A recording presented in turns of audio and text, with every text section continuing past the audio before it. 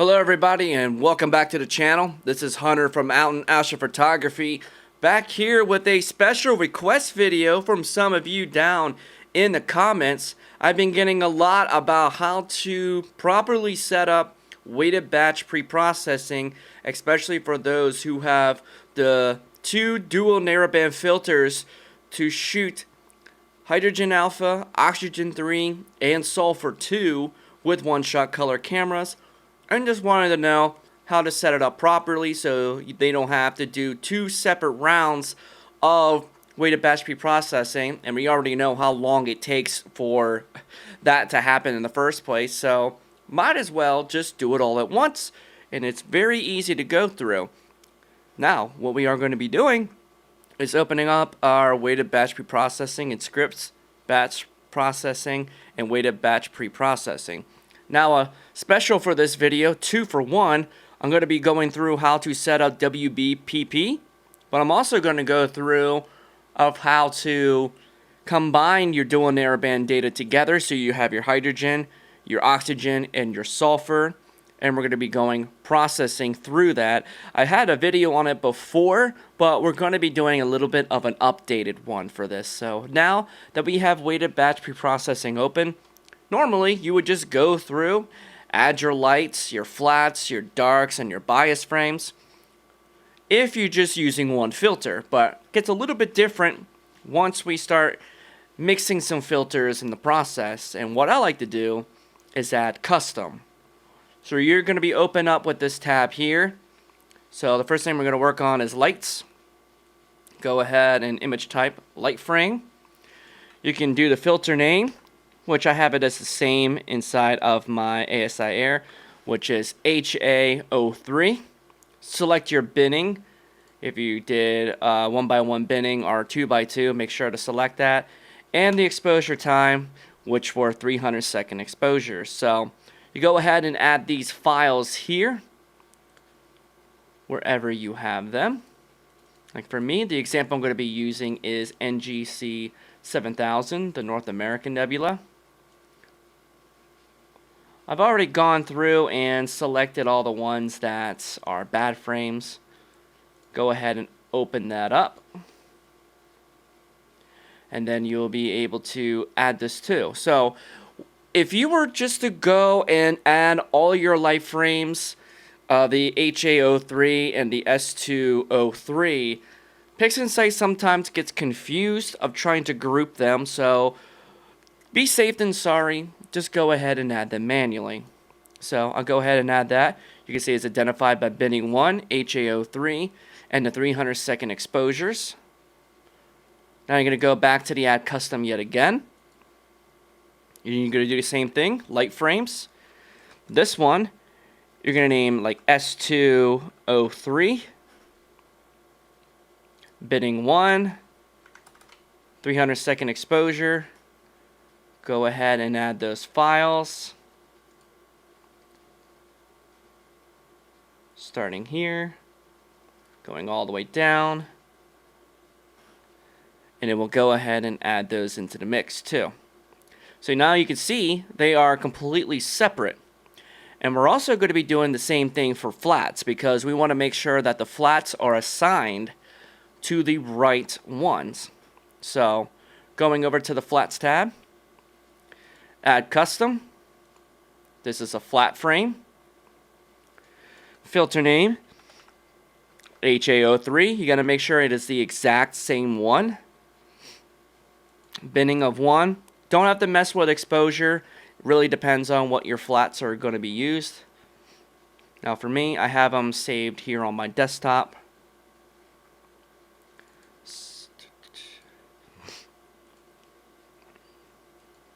Go ahead and find the flat frames that you used, which for me, I save all my flats depending on what telescope I'm using. So this is the ones for my Explorer Scientific. Go ahead and add those. And then we're going to do the same thing for the S203 filter. Go flat field. Make sure to name it the exact same, S203. Binning of 1, find your flat frames for your sulfur 2 and oxygen 3 filter.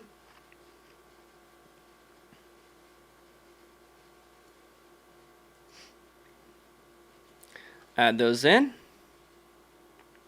Now when you go into dark frames and bias frames, you just go as normal. Unless you were shooting at different exposures, make sure to use the ones that are assigned. So back to the calibration, find my dark frames at 300 seconds. Add those. The bias frames.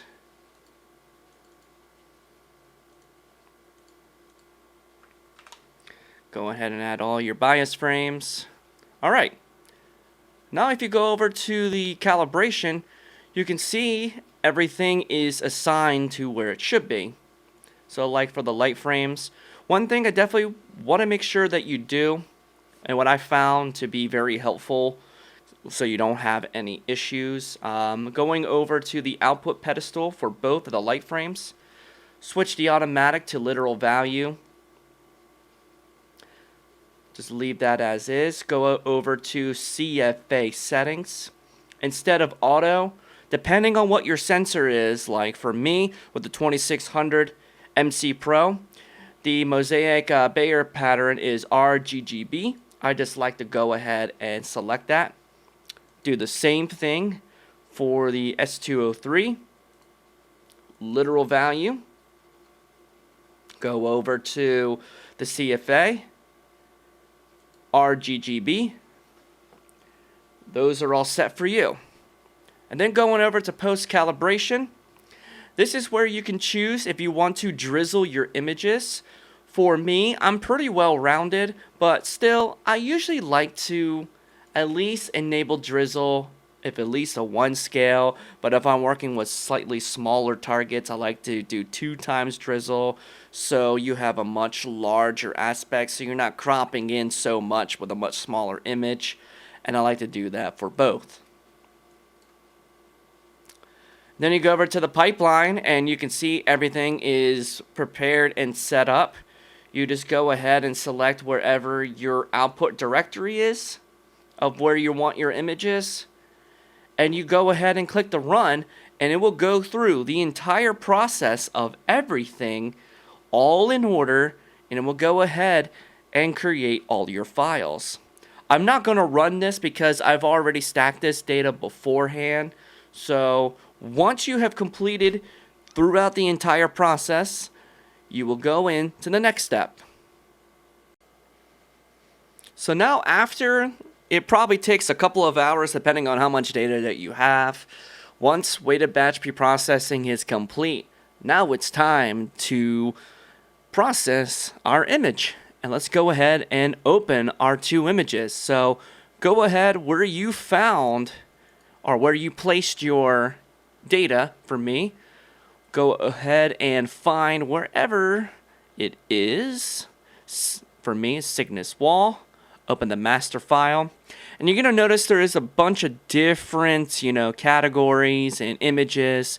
The easiest way I like to do, make sure everything is all star aligned, it's already plate solved.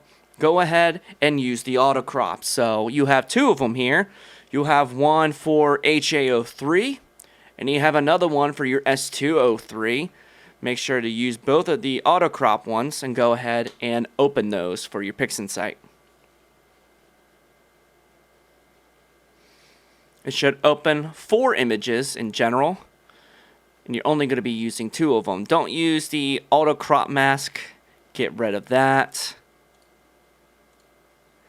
So now you're left with these 2 images. So when you go ahead and do an auto stretch here on it, this is the HA03 on the left, and over here we have the S203. And what's crazy enough, the S203 really works well in the Cygnus Wall region, as a matter of fact. So now you have both of your images ready to go. Now let's go ahead and start processing. So let's first thing we're going to do is a little bit of some background extraction. Now, there's several different ways now to do background extraction. You can either do, typically what's already found in PixInsight, which is automatic background extraction, or you can do it yourself with dynamic background extraction. But I like to prefer easy methods, and I like to use Graxpert. Graxpert has come a long way, and it is a free tool as well. It just takes a little bit of some preparation to go ahead and set that up. I do have another video here that I will link up above of how to install Graxpert to your system, and it's just a one click and done. So that's what we're going to be doing for both images here. So let's go ahead, go over to scripts. You'll find it in the PixInsight toolbox and Graxpert. I'll pop up with this window here. I usually keep smoothing around 0.6, but it really depends on how bad the gradients are in your image, and you go ahead and just click the check mark. It will do it for one image, and then you do the exact same for the other. So going ahead and let that run there for a second. Which shouldn't take very long whatsoever. And there we go. We have our one image dynamic background extracted. Now we're going to do the same exact thing for our other filter. Scripts, toolbox, Graxpert, and run.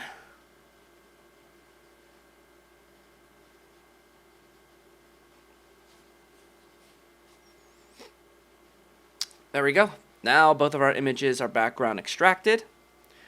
Next thing we're going to be using is a paid tool, but it's definitely a must for PixInsight users, and that is RC Astro's Blur Exterminator.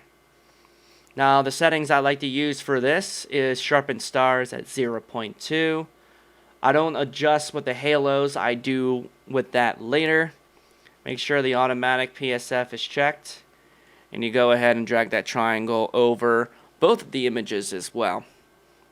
And depending on some systems, it will take a little bit to run, but for others, especially if you have the GPU acceleration that's already in place on your system, it makes a world of a difference for these RC Astro products. There we go. One blur exterminator down. And drag it for the other one.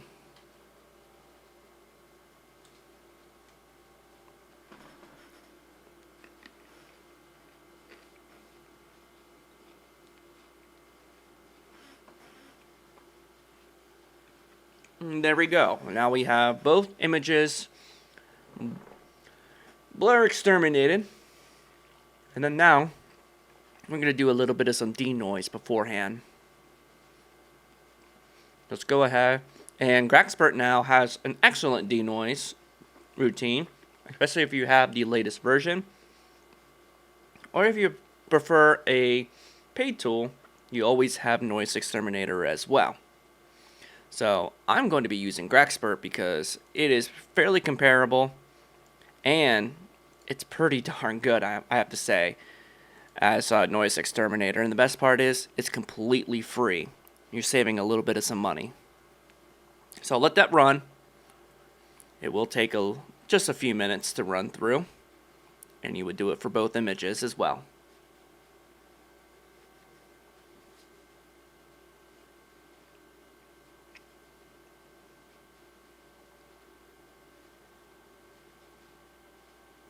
There we go, we denoised on that one. Do the same thing on your other filter. I forgot to mention too that the strength I used is about 0.8. That seems like to be the magic number.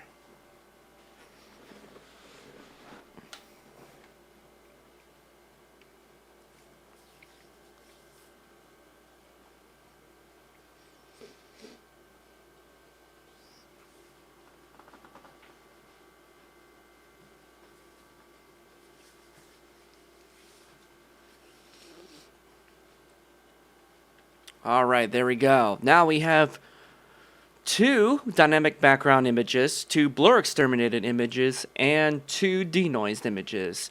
Now the intricate details come in to how do we extract our hydrogen, our oxygen, and our sulfur data, be able to combine them to a Hubble palette SHO image. So this is where things will take it a little bit slower. First, we're going to be working on our HA and O3 image. And what we're going to do is head over to here to split the RGB channels. So now you will have 3 images here. In the red channel here, go ahead and rename that one HA. That's where your hydrogen alpha will be located, especially if you do a little bit of a auto stretch. You can see very, very rich areas there, especially in this complex. That is your HA. We're going to go ahead and stick that aside. Now we're left with your green and blue. Now, oxygen is in both of these spectrums, in the green and in the blue. So what we have to do is combine both of these images together. We're going to go ahead and rename these. For the green channel, just do G. And for blue, rename it as B. So when you stretch these out, you can see that one will have a little bit more detail than the other. That's because with one-shot color cameras, the Bayer matrix has about 50% of the sensor picking up green pixels. So that's why there is a lot more detail in the green than the blue. But we're not going to be throwing this data away. We're just going to be weighting it a little bit different. This is where some pixel math will come into play. And a great pixel math script to use, which I will include it down in the description.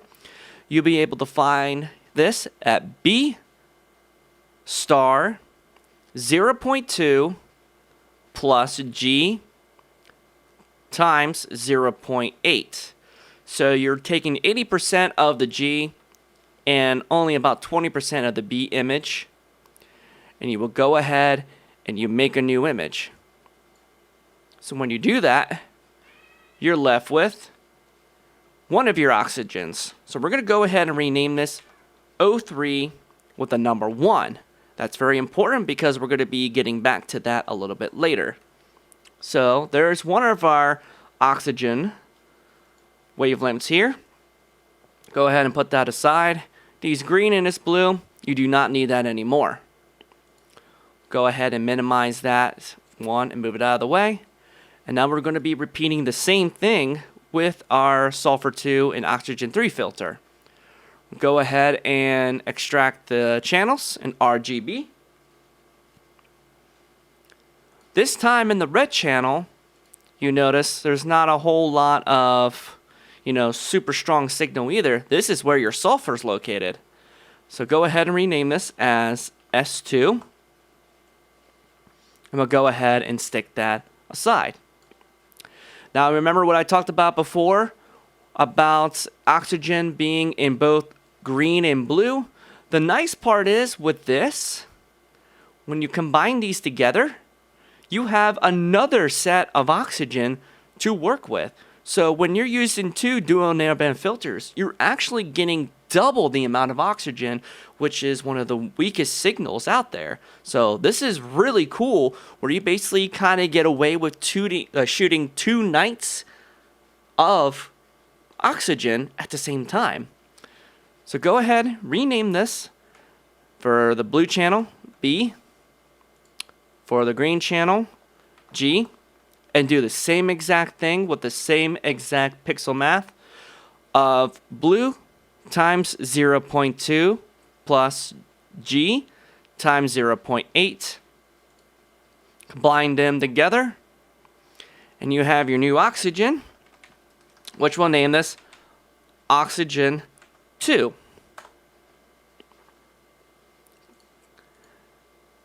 Go ahead and stick this off to the side as well. And go ahead and get rid of these 2 here. So alright, now we have our hydrogen alpha 2 oxygen 3s and a sulfur 2. Now we're going to go ahead and stretch these before we go ahead and combine them. So we're going to use either two things. I will provide the PixInsight repository for this too. There's some people who would like to use the easy processing suite, which you use the soft stretch, which you can find that through scripts. And you'll be able to see, well, it'll pop up through here in the script of easy processing suite. But what I like to use is just a simple link stretch pixel map that I have from Bill Blanche. And all you gotta do is just go over and stretch the image. And what's the nice part is it always stretches it at the same brightness. So there we go. Our hydrogen alpha is ready to go. Do the same thing for the sulfur 2 using the unlinked stretch. There we go. So what about our 2 oxygens here? How do we combine those? Well, nice part is all we have to do is a little bit of some pixel math. And this is a very easy one. We're just going to take an equal 50-50 from both our oxygen 1 and our oxygen 2, which is just oxygen 1 times 0.5 plus oxygen 2 times 0.5. Combine that together. And then now we have our master oxygen from both of the filters. Go ahead and stretch that as well. And there we go. Now we have our hydrogen, our oxygen, and our sulfur. Now the next thing we're going to do is go ahead and combine them all together. So we are going to be using LRGB combination, which you can find that in processes, all processes, and find LRGB combination, which I just have it right off to the side here. For the luminance, we're just going to use our hydrogen alpha because that's where a lot of signal is. For our red, that is our sulfur 2. For green, that is our HA. And for the blues, we're going to be using oxygen 3. And go ahead and apply global.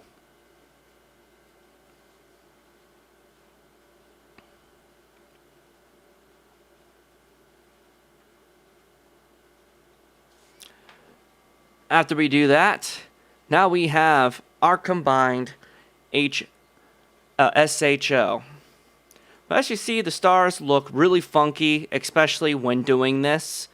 What I like to do too, don't get rid of those other files that we have because we are going to be using the stars from that because SHO stars don't look really good to me.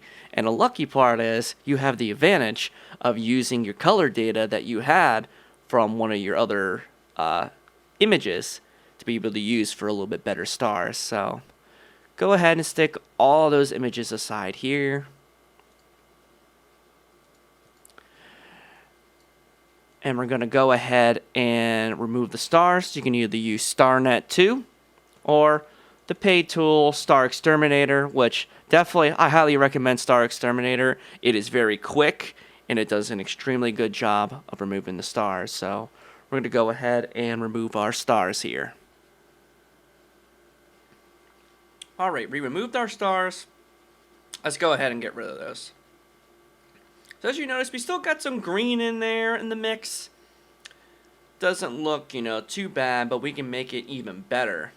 There's a nice tool in a repository, something known as Narrowband normalization.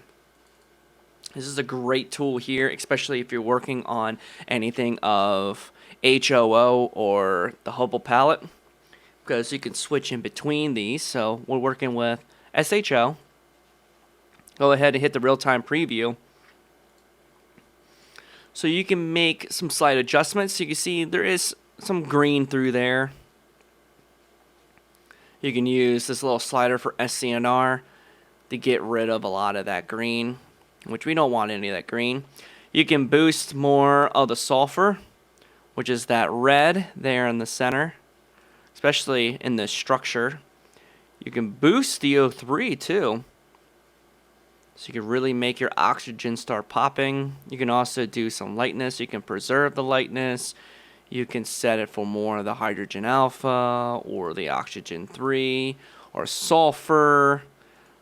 I prefer to usually just have it off a lot of times. You can mess with the shadow points. You can do highlight reduction, make things a little brighter.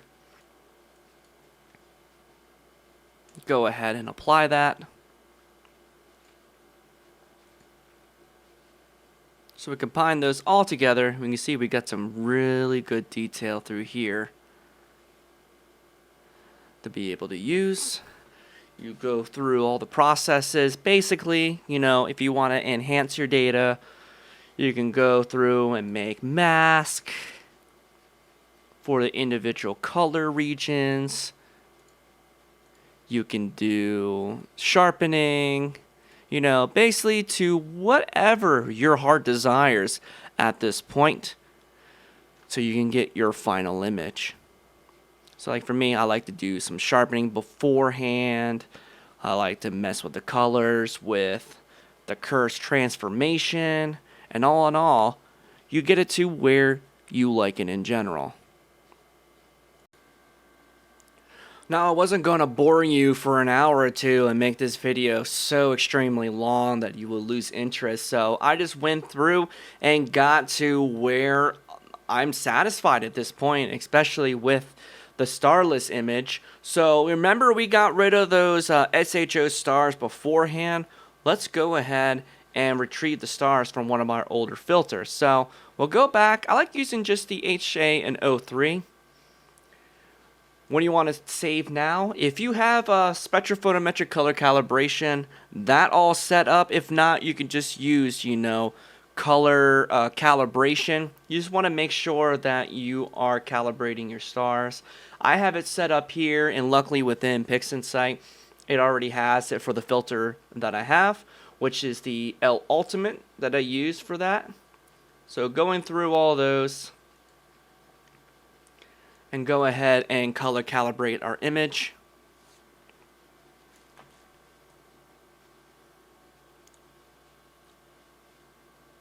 Which will take a moment here.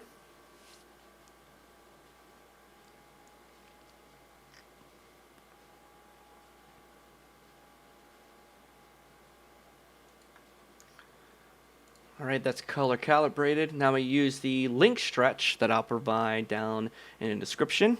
Go ahead and stretch the overall image. And the only thing we're going to be getting out of this is the stars. So open back up Star Exterminator or StarNet 2. Go ahead and extract the stars out of that. There we go. We have the stars, which I've already done myself. But what you can do here is to make sure to rename it as stars. But you want to make sure with your stars, you want to add a little bit of some saturation to them. But one of the more important thing is you're going to have a lot of grain in your stars. That's just what happens with one-shot color cameras, which green stars do not exist. And the easiest way to get rid of that is going through scripts, utilities, and correct magenta stars. What that will do is it'll get rid of the green and magenta colors from the base of the image and in the invert as well.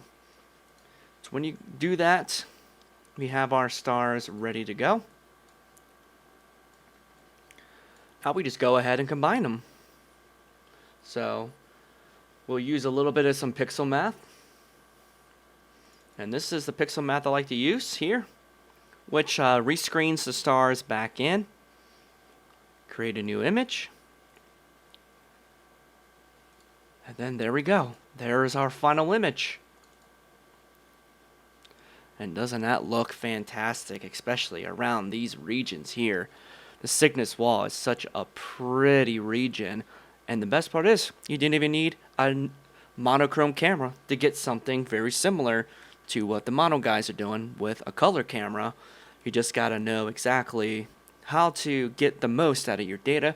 Of course, mono is always going to be better when it comes to, your colors and the detail, because you're using 100% of the sensor, where like with one-shot color cameras, for, your reds, you're only using 25%, your blue, you're only using 25%, and your green, you're using 50% of the sensor.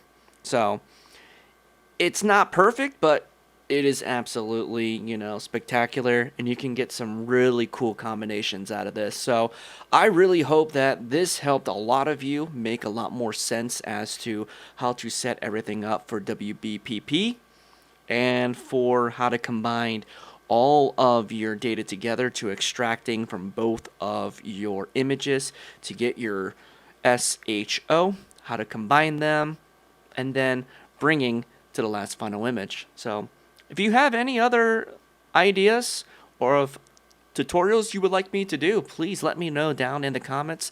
And definitely thank you, everyone. We have finally reached 1,000 subscribers here on the channel.